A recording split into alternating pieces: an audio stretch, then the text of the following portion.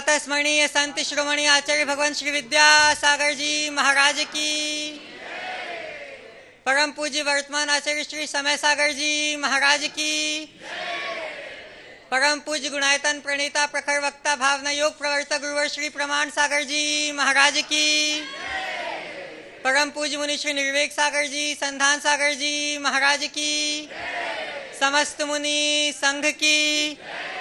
शंका समाधान के आज के सत्र में आप सभी का हार्दिक अभिनंदन। इससे पूर्व कि हम आज के सत्र को प्रारंभ करें, चलते हैं गुरु चरणों में और करते हैं प्रणिपात इस भाव से कि हमारे जीवन में भी हो सके सम्यक्त्व की सुप्रभात। सभी लोग हाथ जोड़ेंगे, मस्तक झुकाएंगे और मेरे साथ बोलेंगे, हे गुरुदेव नमोस्तु नमोस्तु नमोस्तु। आज के इस सत्र को प्रारंभ करें उसके लिए सर्वप्रथम मैं आमंत्रित करता हूं श्री अध्यक्ष विनोद जी दोषी के नेतृत्व में 52 गजा ट्रस्ट कमेटी। थोड़े रुक के और लोगों को बुला। अच्छा, प्रथम प्रश्न के लिए मैं आवाज दे रहा हूं ब्रह्मचारिणी मीना दीदी कटनी से और आपके बाद सुधा जी जैन कटनी। महाराज जी, मेरा प्रश्न यह है कि आयु बंध कैसे होता है? किसी का 40 साल, किसी का 50 साल, किसी का 60 साल, किसी का 70 साल, ऐसे कैसे होता है? देखिए, आयु बंध सब जीवों के अलग अलग परिणामों के अनुसार होता है। 8 कर्मों में 7 कर्म तो निरंतर बनते हैं, आयु कर्म यदा कदा ही बनता है। एक जीव के अपने पूरे जीवन काल में अधिकतम 8 मौके आते हैं जब वो आयु बंध के योग होता है। जब भी आयु बंध का काल आता है उस समय यदि उसके वैसे परिणाम होते हैं तो आयु बंध जाते हैं, नहीं तो नहीं बनते। कई बार मैंने इस विषय में बताया। तो किसी की हीन और अधिक आयु आयु बंध के समय होने वाले परिणामों पर निर्भर करती है। एक विशेष बात और है कि हमने कभी आयु अच्छी बांध ली, बड़ी आयु बांध ली, लेकिन ये कोई जरूरी नहीं कि जो बड़ी आयु बांध करके बांधा है वो बड़ी आयु के साथ ही प्रभाव में उत्पन्न हो। वो अपनी आयु का घात भी कर लेता है, इसको बोलते हैं अपवर्तनाघात। जैसे 2 उदाहरण हमारे सामने है। राजा श्रेणिक ने 33 सागर की आयु बांधी थी 7वें नरक की, लेकिन अंत में उसके परिणाम विशुद्ध हुए। उसने अपनी आयु को कम करके 84,000 में समेट लिया। दूसरी ओर द्विपायन मुनि ने देवों की सर्वोत्कृष्ट आयु का बंध किया था 33 सागर की। अंत में उनके परिणाम बिगड़े और वह 1.5 पल्ले की आयु वाले अग्नि कुमारों में उत्पन्न हुए। तो इस तरह से आयु के बंध के उपरांत भी जब पुनः बंध का काल आता है और परिणाम बिगड़ते हैं तो उससे आयु का घात होता है, इसे अपवर्तनाघात कहते हैं। नमोस्तु महाराज जी। जी जैन अपना प्रश्न प्रस्तुत करेंगे और आपके बाद सुधीर जी गोधा जयपुर। महाराज जी नमोस्तु महाराज जी, जैसे नंदीश्वर द्वीप में जाते हैं, नंदीश्वर द्वीप में देवलोग जाते हैं तो कहते हैं कि स्वर्ग खाली हो जाता है। तो कैसे स्वर्ग खाली हो जाता है होगा? यह सामान्य कथन है, स्वर्ग खाली हो जाता है। मूल शरीर के साथ नहीं जाते, पर चतुर निकाय के देव जाते, इसलिए कहते हैं स्वर्ग खाली हो जाता। चलिए सुधीर जी गोधा अपना प्रश्न प्रस्तुत करेंगे और आपके बाद संकल्प जी जैन जबलपुर। नमोस्तु महाराज जी, नमोस्तु महाराज जी, नमोस्तु महाराज जी। कोई भी जो आदमी प्रतिमा लेता है वो ग्रस्त में रहकर कितनी प्रतिमाओं का पालन कर सकता है? 1 से लेकर 10 प्रतिमा तक घर में रह। और ग्रस्त कब छोड़ना पड़ता है? 11वीं प्रतिमा। 11वीं प्रतिमा। नमोस्तु महाराज जी, नमोस्तु महाराज। संकल्प जी उपस्थित होंगे और आपके बाद राजेश जी मुशर्रफ जयपुर।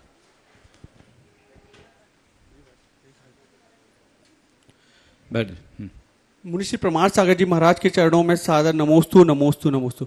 महाराज जी, रामायण में एक प्रसंग आता है जब रामचंद्र जी सीता जी का परित्याग करते हैं, तो रामचंद्र जी को भी ये पता रहता है कि सीता जी सही है, उसके बाद भी उनका परित्याग करते हैं। तो हम अगर वर्तमान परिप्रेक्ष्य में देखें तो सही गलत से ज्यादा इंपॉर्टेंट ये चीज है कि लोक लाज ज्यादा इंपॉर्टेंट है, सही गलत तो सेकेंडरी हो गया उसमें। तो इसमें कृपया समाधान करें महाराज जी।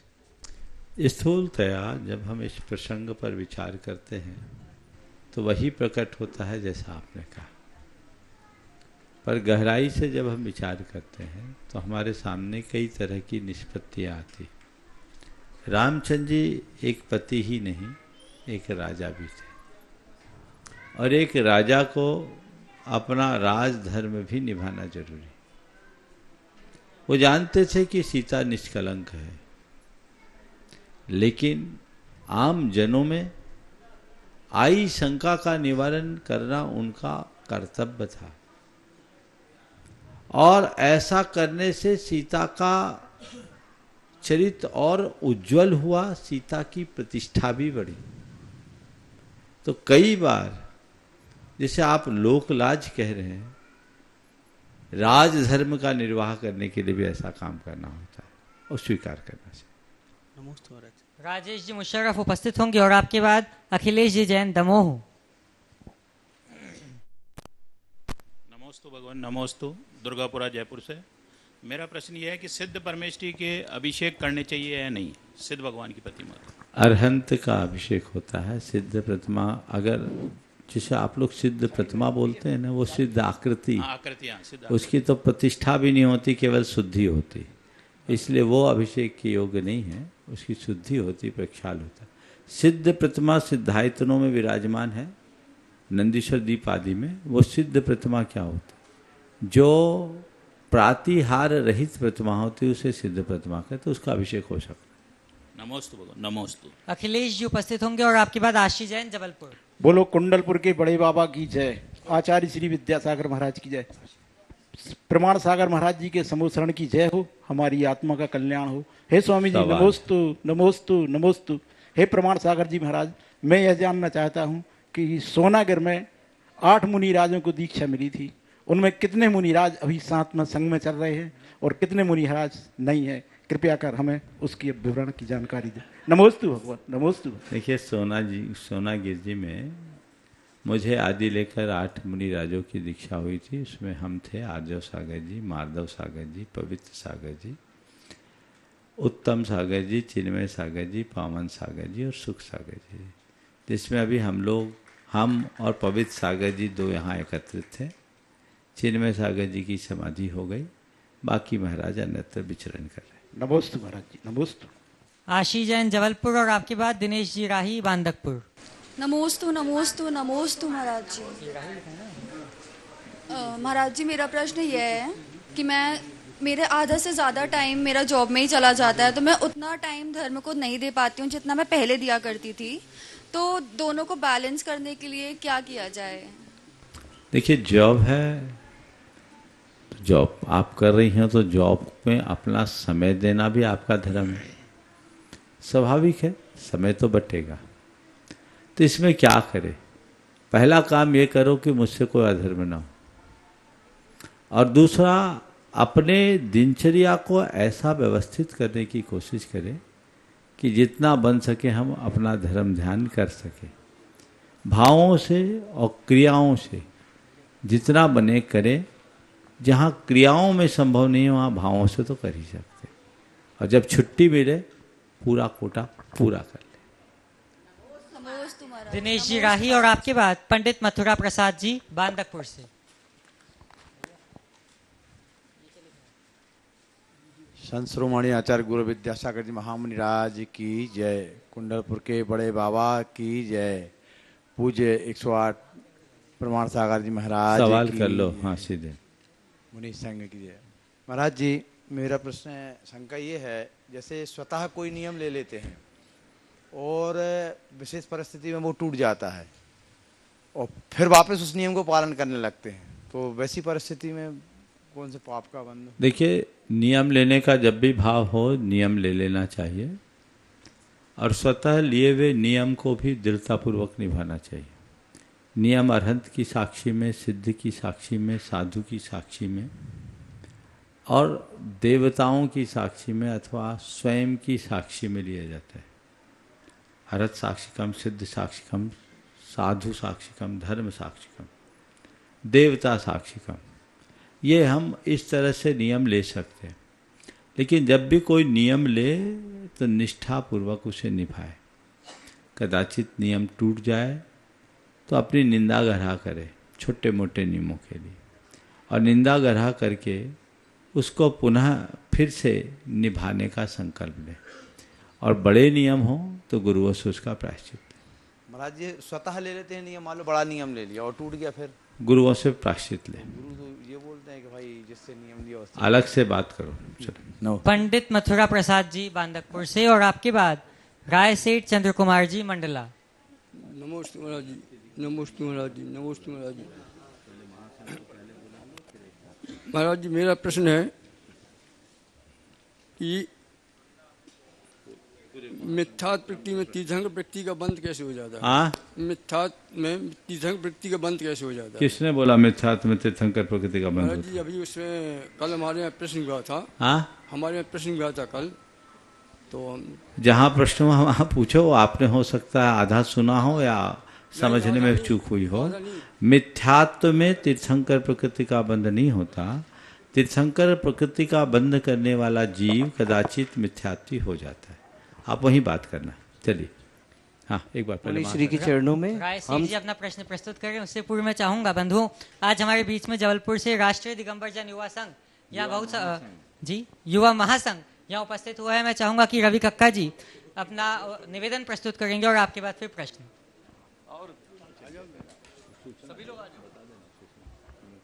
नमोस्तु गुरुदेव, नमोस्तु महाराज श्री।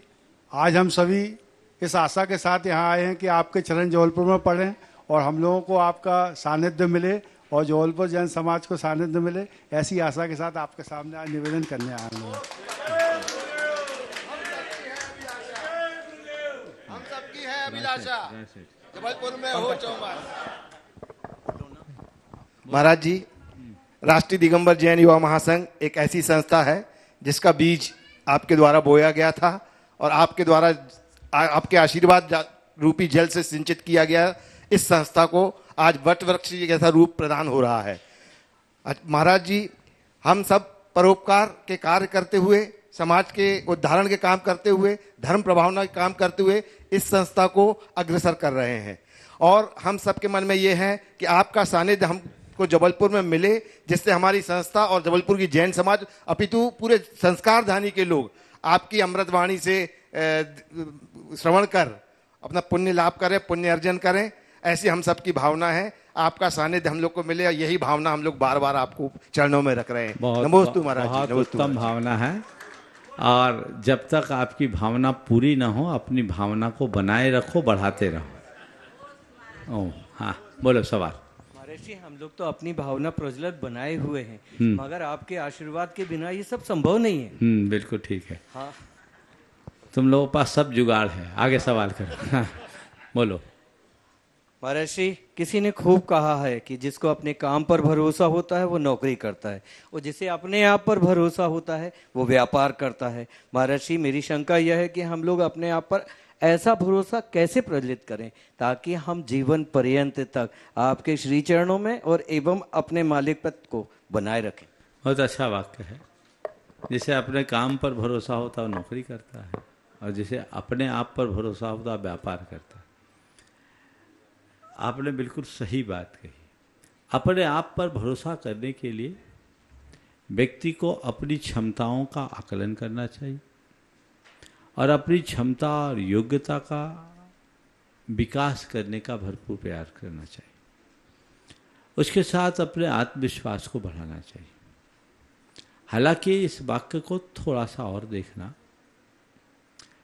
जब तक हमारी पारिवारिक पृष्ठभूमि वैसी ना हो तब तक हम लोग बहुत ज़्यादा कुछ नहीं कर सकते। नौकरी की अपेक्षा व्यापार बहुत उत्तम है, लेकिन जिनके पास व्यावसायिक पृष्ठभूमि का अभाव है उनके लिए प्रारंभिक दौर में नौकरी अगर स्वीकार करना पड़े तो उसे गलत नहीं समझना चाहिए। कई बार हम लोगों की इस तरह की प्रेरणाओं से प्रेरित होकर लोग नौकरी से पूरी तरह विमुख हो जाते हैं और व्यापार करने की व्यवस्था नहीं होती, या इधर उधर से जोड़ तोड़ करके व्यापार करते हैं और उसमें सफलीभूत नहीं हो पाते। तो सब बातों को व्यापकता से देखना समझना चाहिए और अपनी पृष्ठभूमि को देखते हुए काम करना चाहिए, तब वो सुसंगत है। कोटि से नमन। बंधुओं, पंकज पंकज जी एमडी अपना प्रश्न प्रस्तुत करेंगे और आपके बाद दीपक जी चौधरी जबलपुर। महाराज जी के चरणों में बारंबार नमोस्तु। चुल्लक जी महाराज जी के चरणों में इच्छामि। महाराज जी, मेरा प्रश्न ये है कि अक्सर देखा गया है कि परिवार में अगर पिता का साया उड़ जाए तो परिवार बिखर जाता है। तो मेरा क्वेश्चन ये है महाराज जी कि अगर परिवार में पिता का साया उड़ जाए तो परिवार को संगठित रखने के लिए, परिवार की तरक्की हो, परिवार अपना नाम रोशन करे, ऐसे में पुत्रों का क्या दायित्व होना चाहिए पिता के बाद, इस पे मार्गदर्शन दें। बहुत अच्छा सवाल किया है। ये बात सही है कि परिवार में पिता का बहुत महत्वपूर्ण स्थान होता है, और आपका ये कहना भी सही है कि पिता का साया उठने के बाद परिवार बिखर जाता है, लेकिन मैं इसे पूरी तरह सही नहीं मानता। पिता का साया उठने के बाद मैंने कई परिवारों को निखरते हुए भी देखा है। जो बिखरता है वो निखर भी सकता है, और ऐसे भी पुत्रों की काबिलियत का पता पिता की मृत्यु के बाद ही चलता है। अगर पिता का साया उठ जाने के बाद पुत्र अपने पिता के आदर्शों को आत्मसात करते हुए चले और एक दूसरे के साथ सहयोग, समादर, समन्वय और सद्भाव बनाकर चले, संगठित होकर के चले, तो बहुत अच्छे काम हो सकते हैं और अच्छे परिणाम भी निकल सकते हैं। क्योंकि ये बात सत्य है कि पिता के जाने के बाद उनका लौटना तो संभव नहीं, लेकिन हमारे हृदय में पिता के आदर्श हों और हम उनके नाम और काम को सामने रख कर के चलने का लक्ष्य बनाएं, आपस में सही समझ और सामंजस्य बना करके चले, तो कोई कठिनाई नहीं हो सकती। बहुत सारे ऐसे उदाहरण भी उपस्थित हुए हैं जहाँ पिता की मृत्यु के उपरांत पुत्रों ने बहुत ऊंचे आदर्श उपस्थित किए। मेरे संपर्क में एक ऐसा परिवार है जो आज चौथी पीढ़ी में भी एकजुट है। चौथी पीढ़ी, 4 पीढ़ी, जिसमें से 2 पीढ़ी के लोग चले गए, 2 पीढ़ी के लोग जीवित हैं, और वो लोग सब मिल कर के संगठित होकर अपना व्यापार, कारोबार सब अच्छे से संपन्न कर रहे हैं। तो ये आपसी समझ का परिणाम है। यदि ऐसा परिणाम रखे तो कोई कठिनाई नहीं। दीपक जी चौधरी और आपके बाद अंकुश जैन, जबलपुर। नमोस्तु गुरुदेव, नमोस्तु गुरुदेव। गुरुदेव, मेरा ये सवाल है कि लोकांतिक देव कौन से जीव बनते हैं और लोकांतिक देव किस स्वर्ग में होते हैं? गुरुजी, ये भी सवाल है कि जो हमारे आचार्य श्री गए हैं तो ये मन में रहता है गुरुजी कहाँ होंगे, तो क्या वो लोकांतिक देव बन गए होंगे? ऐसा संभव है क्या? देखिए, लोकांतिक देव साधारण देव नहीं होते, इन्हें देवर्षि की संज्ञा प्राप्त है। देवों में एक विशेष स्थान रखने वाले देव होते हैं। ये 5वें स्वर्ग में निवास करते हैं। इन सब की 8 पल्ले की आयु होती है। ये सब शुक्ल लेशाधारी होते हैं। पूरा जीवन ये वैराग्य भावना में ओत प्रोत होकर के बिताते हैं। इन्हें द्वादशांग का पूर्ण ज्ञान होता है और ये विरक्त चित्त होते हैं। इनकी कोई देवियां नहीं होती, ये ब्रह्मचारी होते हैं। तो लौकांतिक कोई सामान्य देव नहीं विशेष है। इस लौकांतिक पने को प्राप्त करने के लिए साधारण व्यक्ति समर्थ नहीं होते। तिलोय पन्नति के अनुसार निरंतर वैराग्य की भावना में निरत, कठोर त्याग, तपस्या और साधना करने वाला कोई योगी ही लौकांतिक पद को प्राप्त कर सकता है। आचार्य कुंद के कथनानुसार अज्य तिरियन शुद्धा अप्पा झाऊन लहदी इंदत्तम लोयंती देवत्तम तत्वचुदा निब्बदिम जंती। आज भी रत्नत्रय से शुद्ध अनेक ऐसे मुनि हैं जो अपनी आत्मा का ध्यान करके देवत्व को प्राप्त करते हैं, लौकांतिक पने को प्राप्त करते हैं, इंद्रत्व को प्राप्त करते हैं और वहाँ से आकर मोक्ष जाते हैं। लौकांतिक जीव एक भवावतारी होते हैं, इसलिए लौकांतिकों में विलक्षणता होती है और विलक्षण साधक ही लौकांतिक पने को प्राप्त करते हैं। आचार्य महाराज कहाँ गए होंगे ये तो दिव्य ज्ञानियों का विषय है, हम उसकी घोषणा नहीं कर सकते, लेकिन उनकी विलक्षणता बताती है कि वो विलक्षण ही हुए होंगे, इसमें कोई संशय नहीं। महाराज नमस्ते। अंकुश जी जैन, जबलपुर और आपके बाद मनोज जी जैन, कुमार स्टोर्स, जबलपुर। त्रय महाराज जी के चरणों में बारंबार नमोस्तु नमोस्तु नमोस्तु महाराज जी। महाराज जी, वैर भवों भवों तक पीछा नहीं छोड़ता है, भवों भवों तक बंधा रहता है, ऐसा क्यों? और भवों जो जीव है वह इस संसार में नहीं है, किसी और पर्याय में चला गया है, तो हम ऐसे में उस जीव से किस तरीके से क्षमा मांग सकते हैं या उसे कैसे क्षमा कर सकते हैं? उसके समक्ष प्रत्यक्ष रूप से जाना जरूरी है या भगवान के चरणों में जाकर भी हम क्षमा याचना कर सकते हैं या क्षमा मांग सकते हैं? देखिए, बैर एक संस्कार है जो हमारी चेतना में एक बार गांठ के रूप में पड़ जाए तो उसे हटना बहुत मुश्किल होता है। पहली कोशिश तो ये होनी चाहिए कि हम किसी के साथ बैर रखे ही नहीं, विरोध और विद्वेष से मुक्त हों और किसी के साथ कभी भी वैर भाव ना रखें। यदि किसी प्रकार का विरोध विद्वेष हो जाए तत्काल उससे क्षमा मांगे और क्षमा करे, ताकि वो अकाउंट वहीं पर सेटल हो जाए, आगे जाने की कोई नौबत ही ना आए। ऐसा प्रयास और पुरुषार्थ हम सबको करना चाहिए ताकि बैर विरोध से बचा जाए। पर कभी कभी किसी के मन में वो बैर विरोध की गांठ ऐसी पड़ जाती है जो भवांतरों में उसके संस्कार को बनाए रखती है, उसे नष्ट नहीं होने देती। तो उसे कैसे खत्म करें, हम उससे कैसे मिले, हमें खुद पता नहीं, हम कहाँ वो कहाँ, और स्मृति भी नहीं है, पर संस्कार है, मौका पाकर उभरते हैं। हमें इस बात की किंचित स्मृति नहीं कि इसका पिछले भाव से मेरा विरोध था, बैर था, लेकिन किसी व्यक्ति को देखते ही मन में विद्वेष की आग उत्पन्न हो रही है, चिंगारियां प्रकट हो रही है, तो ये अनुमान किया जा सकता है कि जरूर कोई बैरानुबंध होगा। कारण अकारण कुछ भी हो और सामने वाले से उलझने की वृत्ति हो, ये वैर है। पार्श्वनाथ भगवान के अतीत को हम देखें, मरुभूति के मन में किसी भी प्रकार का कोई द्वेष नहीं था, पर कमठ के मन में ऐसी गांठ बंधी कि 10 भव तक पीछा करता रहा। तो इसको हमें हमेशा ध्यान में रखना चाहिए और अपने अकाउंट को अच्छे से सेटल कर देना चाहिए। किसी से कोई विरोध करो ही मत, और कदाचित विरोध हो जाए तो वहीं क्षमा करो। कई बार ऐसा होता है, हम तो क्षमा मांग ले, क्षमा कर दे, सामने वाला न करे तो क्या करे। हम भाव भाए और बार बार भावना भाई कि भाई मित्र क्षमा करो, क्षमा करो, क्षमा करो, क्षमा करो, तो परिणाम आएंगे। मैंने अनेक बार इसके उदाहरण भी दिए, कई लोगों ने ये अनुभव किया। भावना योग इसमें सहायक। मनोज जी जैन और आपके बाद मनोज की मयूर, मनोज और हाँ, इसी सवाल से संबंधित है। चलो ठीक। कि राग का मोह और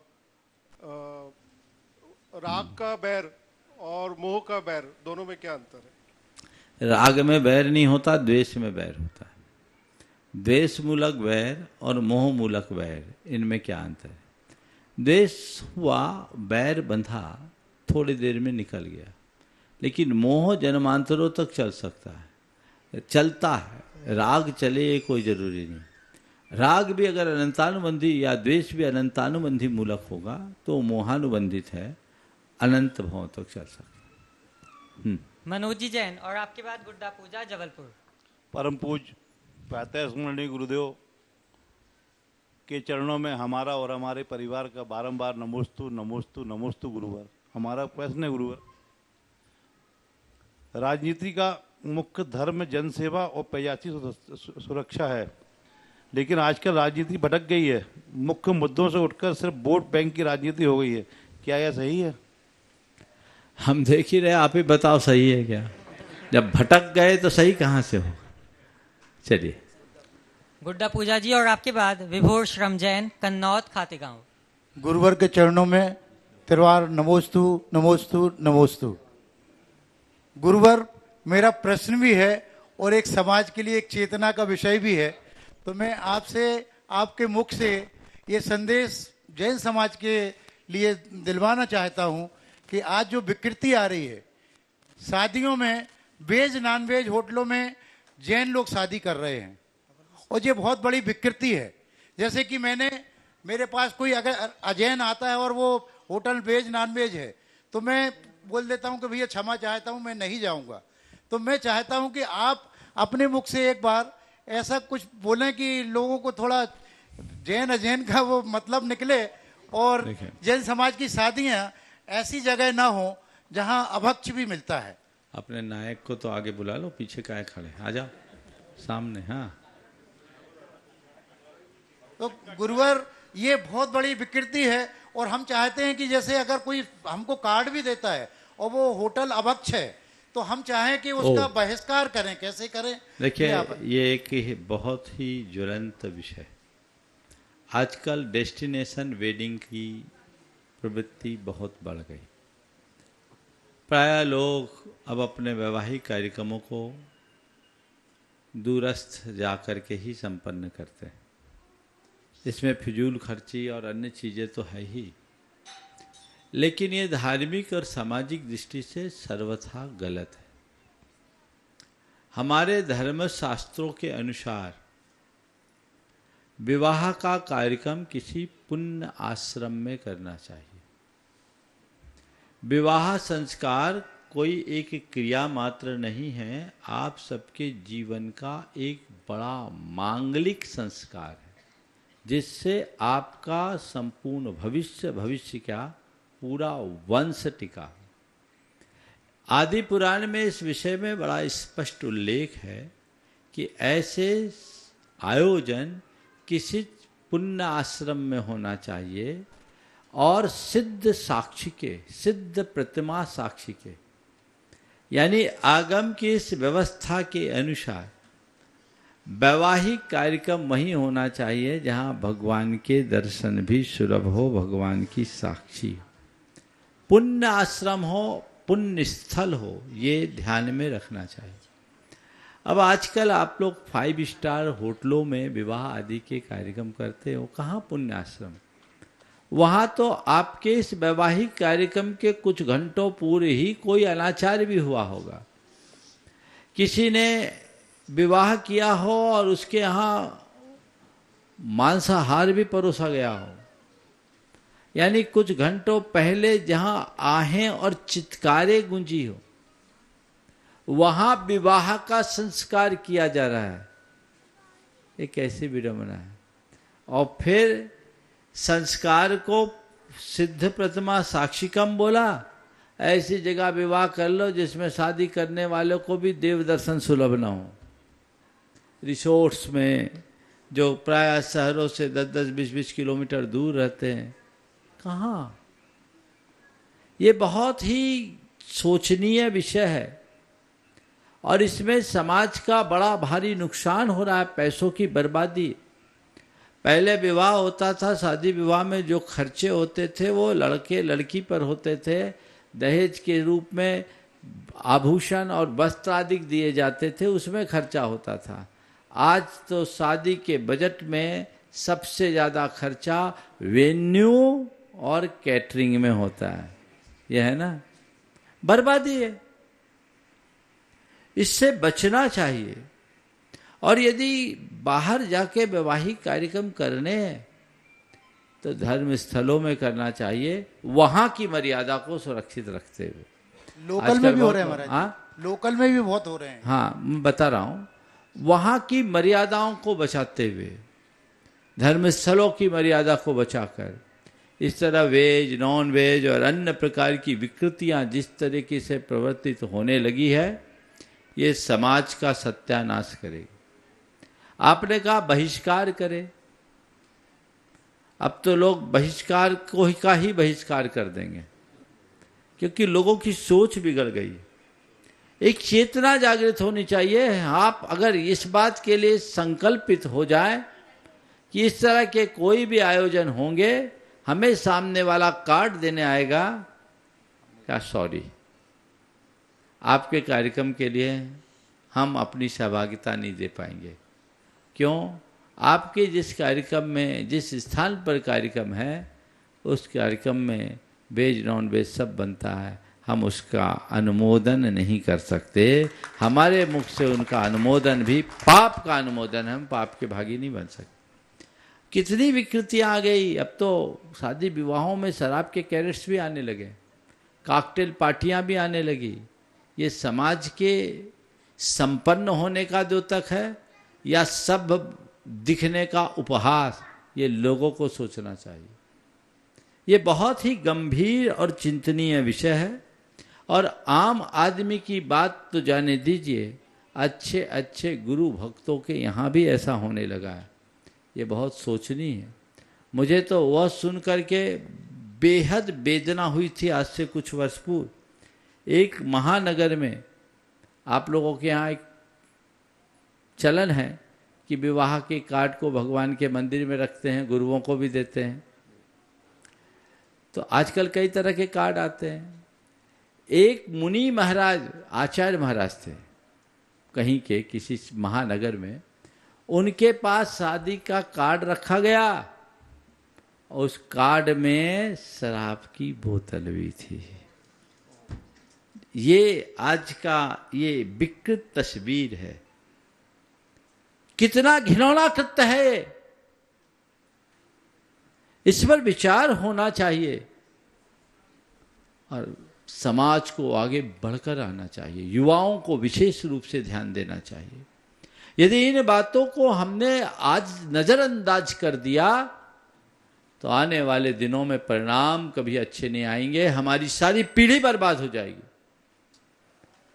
इसलिए सबको आगे आकर बढ़ना चाहिए, लेकिन लोग बड़े छोटों का भेद देख करके चलो भाई चलता है चलता है चलता है कहकर अपने पूरे संस्कारों को चलता कर रहे हैं।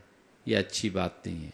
एक अलग जगनी चाहिए और इस तरह के कार्यक्रमों का सामाजिक रूप से पूर्ण निषेध होना चाहिए और हम व्यक्तिगत रूप से उसको कहें हम इसमें सम्मिलित नहीं होंगे। लोग जाना बंद कर देंगे तो सामने वाला ऐसे ही कम हो जाएगा। ऐसे भी आजकल इस तरह के कार्यक्रमों में लोग बहुत थोड़े लोगों को ही ले जा पाते हैं, तो आप जाएंगे नहीं, उनको भी आराम मिल जाएगा। ठीक है, आपका भी काम बन जाएगा। ये प्रयास कर सकते हैं। हम लोग महासंघ से ये कदम उठा सकते हैं। बिल्कुल, महासंघ ये प्रण ले कि महासंघ के किसी सदस्य के यहाँ ऐसा कार्यक्रम हम नहीं लोग होगा। संकल्प ले रहे हैं महाराज। बहुत सुंदर, बहुत सारे सुंदर। लोग संकल्प और में हैं। मुझे बहुत प्रसन्नता है, दिन में शादी, दिन में भोज का उद्घोष जबलपुर से हुआ था। ये भी अगर कहीं संयोग बना तो इतिहास बनेगा और एक बहुत अच्छी बात होगी। नमस्ते महाराज जी। बस हमारा तो ये आशीर्वाद चाहिए आपसे कि आप डेट बता दें कि 15 की 20 की 21। बाकी सब तैयारी हो चुकी। आप अपनी तैयारी रखो, मुझे डेट का पता नहीं है। आगे चलो, आगे। विभ्रम जी कन्नौज से और आपके बाद 52 गजा ट्रस्ट कमेटी। जबलपुर वाले रुक जाओ, दूसरों को मौका दो। नमोस्तु नमोस्तु नमोस्तु। गुरुदेव के चरणों में बारंबार नमोस्तु। महाराज जी, हम सबके मन में यह हमेशा ये जिज्ञासा आती है कि आचार्य श्री विदेह क्षेत्र जा सकते हैं या सर्वत सिद्धि के देव बन सकते हैं क्या? क्या आचार्य श्री विदेह क्षेत्र जा सकते हैं या सर्वत सिद्धि के देव बन सकते हैं क्या? देखो, विदेह क्षेत्र तो जिन लिंग के साथ जाएंगे जा ही नहीं सकते, वो विदेह होंगे, विदेह नहीं जाएंगे। समझ गए? सम्यक दृष्टि नहीं जाता और सर्वार सिद्धि पंचम काल में नहीं जा सकता। चलिए आगे। बंधुओं, परम पूज्य गुरुदेव का 2019 का मंगल चातुर्मास 52 गजा सिद्ध भूमि में हुआ था और आज वहां की कमेटी अपने अध्यक्ष विनोद जी दोषी के नेतृत्व में उपस्थित हुई है। मैं चाहूंगा कि वे अपना निवेदन प्रस्तुत करें और आपके बाद श्रीमान अशोक रानी दोषी जी इंदौर से गुणायतन के संरक्षक। महाराज जी के चरणों में नमस्तो, मुनि संघ के चरणों में नमस्तो। पाटिल बोलो। महाराज श्री 52 गजा का चतुर्मास की वो घड़ियां हमें बार बार याद आती है जब भी हम 52 गजा जाते हैं। वो 85 मंडल विधान और वहाँ की जो भी आपके सानिध्य में जो भी हुआ हमें बार बार याद आता है। और 52 गजा की प्रतिमा का जीर्णोद्धार भी आ गया महाराज जी, 12 से 15 साल के करीब हो गए हैं उसके। हम चाहते हैं आप वहाँ पधारें और चातुर्मास करें और आपके सानिध्य में 52 गजा का चतुर्मास हो और उसके सानिध्य में मूर्ति का जीर्णोद्धार हो महाराज जी। हमारी सबकी भावना ये है और पूरी ट्रस्ट कमेटी वहाँ से आई है। और महाराज जी एक हम 52 गजा में एक छात्रावास चालू कर रहे हैं। वहाँ पे हमारा स्कूल है हरसुख दिगंबर बड़वानी में, वहाँ बच्चों को निःशुल्क पढ़ाएंगे हम और उसमें हॉस्टल में 52 गजा रखेंगे और बड़वानी उनकी पढ़ाई होगी और धार्मिक शिक्षा यहाँ 52 गजा में होगी महाराज जी, और पूरा निःशुल्क रखा है। सिर्फ एक कुछ भोजन व्यवस्था का हमने शुल्क रखा है, और अगर उसमें ऐसा लगेगा कि ये बच्चा ये देने लायक भी नहीं है तो पूरा हम उसको निःशुल्क करेंगे महाराज जी। तो आपके आशीर्वाद से कौन सी कक्षा तक? तो महाराज जी आपके आशीर्वाद किस कक्षा से किस कक्षा तक ये और बताओ? 5वीं से 12वीं तक महाराज जी। हाँ, बहुत सुंदर। देखिए 52 गजा बड़ा सुरम्य तीर्थ क्षेत्र है। 2019 में हमारा चातुर्मास हुआ और लंबा प्रवास भी हुआ। 2022 में महाराज जी का भी हुआ और बहुत आनंद आया। आज आप लोगों ने पुनः वहाँ का भाव यहाँ प्रकट किया है। 2019 में चातुर्मास हुआ तो मुझे पता नहीं था कि 52 गजा में होगा। आगे भी अगर 52 गजा का योग होगा तो मुझे पता नहीं, जब होना होगा तो हो जाएगा। जहाँ तक आज आप लोगों ने बात की है छात्रावास की, बड़ी उत्तम बात है। हरसुख विद्यालय बहुत अच्छा विद्यालय है और 52 गजा में छात्रावास की भूमिका तो चातुर्मास में आप लोगों ने बना ही ली थी। बच्चों के अध्ययन के लिए बहुत अच्छा वातावरण है और वहाँ आपने छात्रावास उसी जगह में बनाई ना? हाँ महाराज जी, उसी हाँ, जगह। उस छात्रावास में बच्चे अगर जाए तो उनके भविष्य के लिए बहुत उत्तम होगा। समाज को इसके लिए सार्थक पहल करनी चाहिए। शेष कार्यों के लिए कमेटी अलग से विचार करेगी, बात करेगी। सभी को आशीर्वाद। महाराज जी, और महाराज जी संधान सागर जी का चतुर्मास भी एक दिन में 2 वंदना महाराज जी, उपास में भी, मतलब इतनी ज्यादा साधना की आगे महाराज जी। ये एक दिन में 2 वंदना शिखर जी करिया है। 52 गजा छोटी है। अशोक रानी दोषी जी इंदौर से और आपके बाद विपुल जी गंगवाल मनावर। नमस्ते महाराज श्री।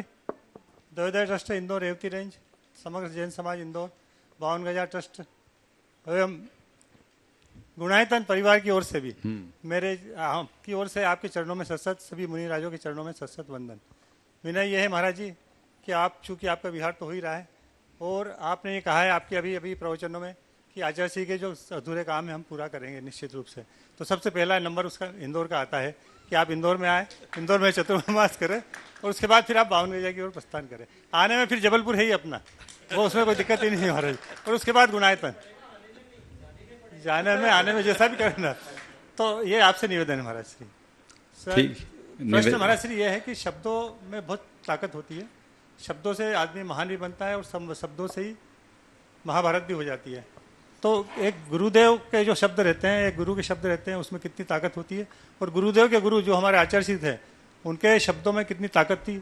और साथ ही हम कहते हैं कि अतिशय क्षेत्र है, ये सिद्ध क्षेत्र है, ये क्षेत्र है।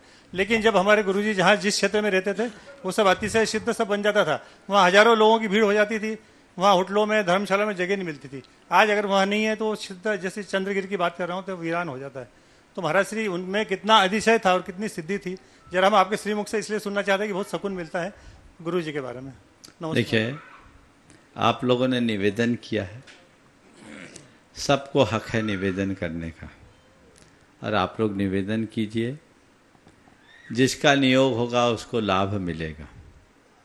जहाँ तक गुरुदेव के द्वारा प्रवर्तित कार्यों को आगे बढ़ाने और पूरा करने की बात है, उसके लिए हम लोग अकेले नहीं, पूरा संघ और पूरी समाज समर्पित है और सबको उसी लक्ष्य को रख करके चलना चाहिए।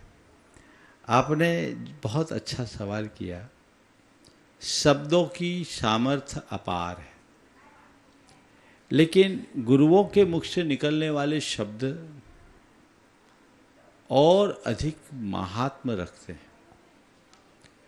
साधारण व्यक्ति के मुख से निकला हुआ शब्द शब्द होता है, लेकिन वही शब्द यदि किसी गुरु के मुख से निकलता है तो मंत्र बन जाता है। किसी व्यक्ति और विद्वान के मुख से निकलने वाला शब्द मात्र शब्द होता है, पर गुरु के मुख से निकलने वाला वही शब्द मंत्र बन जाता है, क्योंकि गुरु के मुख से निकलने वाला हर शब्द उनकी साधना से अनुस्यूत होता है, उसका प्रभाव होता है, और फिर जो परम सद्गुरु हो तो परम मंत्र होता है। आपने गुरुदेव के संदर्भ में कहा वो महान विभूति थे, और इसलिए उनके मुख से निकलने वाला हर शब्द अमोघ मंत्र बनता था, उसका प्रभाव हम सब पर पड़ता था। तो जो जितना ऊंचा साधक होता है उसके मुख से उच्चरित शब्दों का प्रभाव भी उतना अधिक पड़ता है। इसलिए हमें शब्द की सामर्थ्य को पहचानते हुए हमें शब्द का प्रयोग करने की अपेक्षा शब्द साधक बनना चाहिए, या शब्द के प्रयोग में सिद्धि पानी चाहिए। और ऐसी सिद्धि जिसके जीवन में होती है वो निश्चित महान बनता है। नमस्कार। विपुल जी गंगवाल मनावर से। आपका भी है, कर लीजिए बीच में, आपका नाम बोल दो अपना। महाराज जी नमोस्तु। हम महाराज जी सिवनी से, हमारी जैन समाज की नवनिर्वाचित कमेटी आई है। मैं नया अभी अध्यक्ष बना हूँ महाराज जी। मैंने महाराज जी एक प्रवचन सुना हूँ कि अध्यक्ष पद में रहने के बाद या तो आपका पुण्य का आसरा होगा या फिर आपको पाप का आसरा होगा। तो महाराज जी मैं ऐसा कौन सा काम करूं कि मुझे पुण्य ही पुण्य का आसरा हो महाराज जी? अध्यक्ष बन करके बैठोगे तो हो सकता पाप का आसरा हो, और भगवान का सेवक बन करके बैठोगे, समाज का सेवक बनकर बैठोगे तो पुण्य का। नमस्ते। विपुल जी अपना प्रश्न प्रस्तुत करेंगे और आपके बाद हरीश जी कागजी दिल्ली से। नमस्ते महाराज जी। महाराज जी हम देखते हैं कि आचार्य श्री को बहुत ही अल्प आयु में वैराग्य हुआ और उन्होंने पूरा जीवन उत्कृष्ट साधना में बिताया। महाराज जी हम स्वाध्याय करते हैं तो देखते हैं कि तीर्थंकर एवं जो भव हनुमान जी जैसे जो जिस भव में मोक्ष जाने वाले थे उस भव में भी उनको वैराग्य होने में बहुत समय लगा महाराज जी। उनकी शादियां हुई, कई शादियां हुई, युद्ध हुए, उसके बाद उनको वैराग्य हुआ।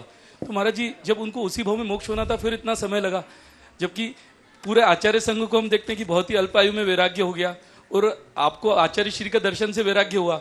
वहाँ उस समय तो चारण रिद्धिधारी मुनि होते थे, तब भी इतना समय लगा। महाराज जी शंका का समाधान करें महाराज। देखो ऐसा है, ये पंचम काल और हुंडाव सर्पिणी काल की देन है कि सब पूरा का पूरा संघ बाल ब्रह्मचारी। 24 में से 19 ने विवाह किया, 5 बाल ब्रह्मचारी हुए। तो 5 का बाल ब्रह्मचारी अतिशय होना नहीं है, ये अतिशय का द्योतक नहीं है, ये हुंडाव सर्पिणी की देन है। नियोक्त सभी तीर्थंकरों को विवाह करना चाहिए। अब विवाह नहीं करेंगे तो संतति कैसे बढ़ेगी? सब तुम लोग बाल ब्रह्मचारी बन जाओगे तो धर्म यहीं रुक जाएगा। बात को गहराई से सुनना। सब बाल ब्रह्मचारी हो जाए तो धर्म की संतति यहीं खत्म। इसलिए गृहस्थ जीवन के साथ जो मुनि जीवन अंगीकार करते हैं वो मोक्ष मार्ग को प्रवर्तित कर पाते। हमारे तीर्थंकरों ने यदि गृहस्थाश्रम में प्रवेश नहीं किया होता तो हमें गृहस्थी संबंधी जो मार्ग मिला वो कैसे मिलता और ये संतति कैसे बढ़ती। तो ये 5 जो बाल ब्रह्मचारी हुए ये अपवाद स्वरूप हुए। वर्तमान की परंपरा जो बाल ब्रह्मचारी की है ये ठीक है। गुरुदेव का प्रताप पंचम काल में यौवन अवस्था में सारे विषय कषाय से मुंह मोड़कर वैराग्य के पथ को अंगीकार करना साधारण बात नहीं है। ये गुरुदेव के करिश्माई व्यक्तित्व का प्रताप है। लेकिन इसका अर्थ ये नहीं समझना चाहिए कि जो गृहस्थी में रहे वो कच्चे थे और जो निकल गए वे पक्के थे। लेकिन हाँ, इतनी बात मैं जरूर जोड़ूंगा, इस विषम काल में जो मोक्ष मार्ग में आगे बढ़ गए वो अपने आप में बहुत भाग्यशाली हो। हरीश जी कागजी दिल्ली पूरे बिहार टीम अपनी पूरी बिहार टीम के साथ। और मैं चाहूंगा कि आप सभी लोग करतल ध्वनियों से इनकी अनुमोदना करें। अब इधर हो गया टाइम।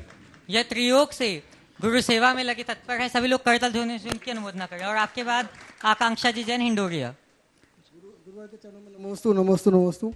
गुरु मेरी शंका नहीं है। अरविंद कोठारी सादुलपुर राजस्थान से हैं भाई। अरविंद कोठारी राजस्थान से हैं। वो पूछना चाह रहे हैं जी मोह और राग में क्या भिन्नता है? मोह और राग में भिन्नता क्या है? मोह और राग में आपने भिन्नता पूछा है। किसी के पीछे लगाव होना राग है और किसी के पीछे पागल हो जाना मोह। किसी के साथ हिल मिल करके रहना राग है और किसी के बिना न रह पाना मोह। ये दोनों में हाँ। आकांक्षा जी अपना प्रश्न प्रस्तुत करेंगे हिंडोरिया से और आपके बाद मुनि संघ के श्री चरणों में अपन चलेंगे। प्रातः स्मरणीय गुरुदेव के चरणों में बारंबार नमोस्तु नमोस्तु नमोस्तु।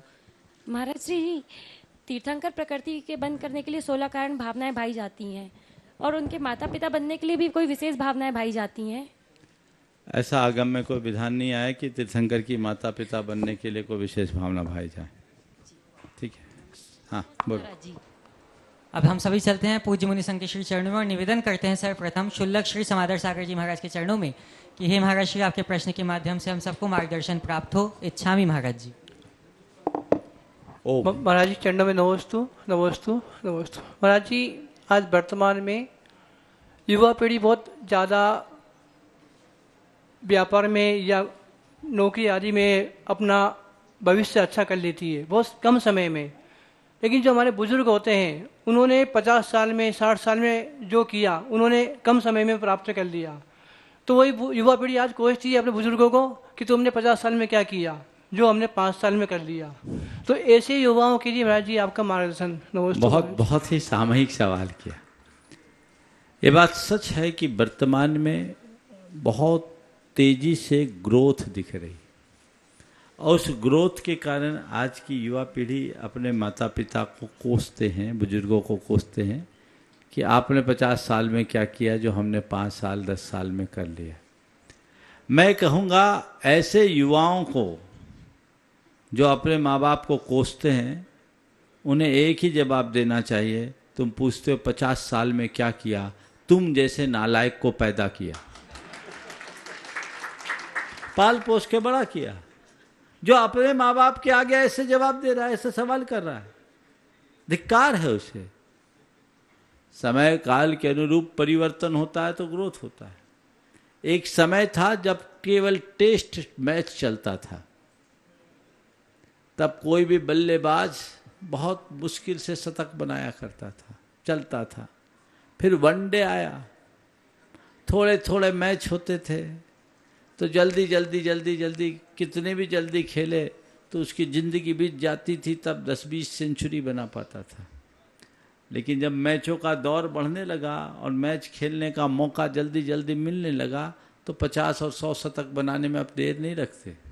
इसका तात्पर्य ये नहीं है कि वो खिलाड़ी नहीं थे, खिलाड़ी वे भी थे, खिलाड़ी आज आप भी हो। अंतर क्या है? उनके पास अवसर कम थे, तुम्हारे पास अवसर ज्यादा है। कौशल का अभाव नहीं, कौशल के साथ अवसर भी होना चाहिए।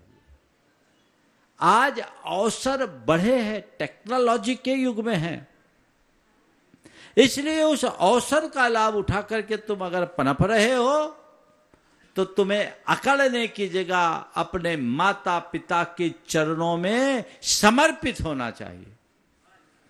उन्हें इस बात के लिए कृतज्ञता ज्ञापित करनी चाहिए, उनका आभारी बनना चाहिए कि आपने हमें इस लायक बनाया कि थोड़े प्रयास से हम बहुत कुछ अर्जित कर रहे हैं। इसकी जगह अकड़ना समझ से परे। अब हम सभी चलते हैं पूज्य मुनि श्री संधान सागर जी महाराज के श्री चरणों में और निवेदन करते हैं कि हे महाराज श्री, आपके प्रश्न के माध्यम से हम सभी अति संधान और अनुसंधान से बचकर संधान को साध सके। नमोस्तु महाराज जी। मम शिक्षा गुरु अलबेले संत के चरणों में बारंबार नमोस्तु करते हुए कि पूज्य महाराज श्री जी, हर व्यक्ति पसीना बहा रहा है और सीना भी खूब तान रहा है, पर क्या उसकी दिशा ठीक है? यदि नहीं तो उस दिशा को कैसे तय करें ताकि मंजिल पर हम पहुंच सकें? पसीना बहाना अच्छी बात है, पर सीना तानना अच्छी बात नहीं। पसीना इतना बहाओ कि तुम्हारा सीना तना रहे, तुम्हें झुकना न पड़े, पर सीना तानने के लिए पसीना बहाना सही दिशा नहीं। मनुष्य को कर्मठ और लगनशील बनना चाहिए, लेकिन अपनी कर्मठता और लगनशीलता का अभिमान नहीं करना चाहिए। जो अभिमान करता है उसका पतन अवश्यंभावी है। कहावत है, अभिमानी का सिर नीचा। जो अकड़ता है वो उखड़ता है, इसलिए अकड़ से बचना चाहिए। निवेदन है पूज्य मुनिवर श्री निर्वेक सागर जी महाराज के श्री चरणों में कि आपका प्रश्न रूपी दीपक समाधान को प्रकाशित करे। नमोस्तु महाराज।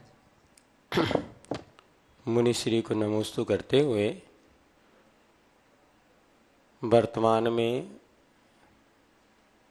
सूर्य की किरणें उग्रता का रूप धारण कर रही हैं। ऐसे समय में गुरु भक्तों की भावना भी गुरुओं के प्रति कुछ भावों को लेकर व्यक्त हो रही हैं। वे कहते हैं हम तो दिन भर एसी कूलर पंखा में रहते हैं और ठाट वाट के साथ ठंडा ठंडा लेते हुए अपना दिन रात गुजार देते हैं, किंतु आप लोग इतनी गर्मी में यह परिसर सहन कर रहे हैं, क्यों ना अच्छा हो एक पंखा या कूलर की व्यवस्था आपके साथ कर दी जाए, तो आपके साथ साथ बैठ कर के हमें भी धर्म ध्यान करने का मौका मिल सकता है। ऐसे समय उन भक्तों को क्या समाधान दिया जाए कि अपने भावनाओं का स्वरूप तो समझें, किंतु मुनि व्रत के अनुकूल है या नहीं, कृपया समझाकर उपकृत करें। भक्तों का एक ही भक्तों के लिए पहली पंक्ति में यही संदेश है कि सब भक्त खुद को ऊपर उठाने का प्रयास करे, गुरुओं को नीचे लाने का नहीं। क्या कह रहा हूं? गर्मी की प्रखरता देखकर गुरुओं को एसी कूलर की अनुकूलता लेने का अनुरोध करने की जगह गुरुओं की इस निष्प्रहता और साधना को देखकर खुद कुछ परित्याग करने का भाव जगा, तब तुम सच्चे भक्त कहलाने के अधिकारी होगे, अन्यथा भक्त नहीं विभक्त बन जाओगे। इसलिए भक्तों को ऐसी ही चर्या और क्रिया में सहभागिता देनी चाहिए जिससे साधुओं का रत्नत्रय पले फले। ऐसा काम नहीं करना चाहिए जिससे कि रत्नत्रय खंडित हो, वो बाधित हो। इन बातों को यदि ध्यान में रख करके चलेंगे तो सब चीज़ें ठीक होगी, और ऐसे बह जाएंगे तो फिर तो अभी एसी कूलर की बात है, फिर कहोगे महाराज इतना पैदल चलने की मशक्कत क्यों, एक रख देते आपके पास, फटाफट कितने लोगों को लाभ दे सकोगे। फिर आप कहोगे महाराज 24 घंटे में एक ही बार आप लेते हो, एक ही बार खाते हो, एक ही बार पीते हो। महाराज क्या कमी है हमारे पास, खाने पीने की कमी थोड़ी है, आप तो दिन भर खाओ, दिन भर नहीं तो कम से कम एक बार तो आप ले ही लो। तो ऐसा अगर हो गया तो केवल और केवल बंटा धार होगा। इसलिए ऐसे भक्तों से भी थोड़ी दूरी बनाकर रखनी चाहिए और भक्तों को विवेक के साथ अपना संपूर्ण व्यवहार करना चाहिए।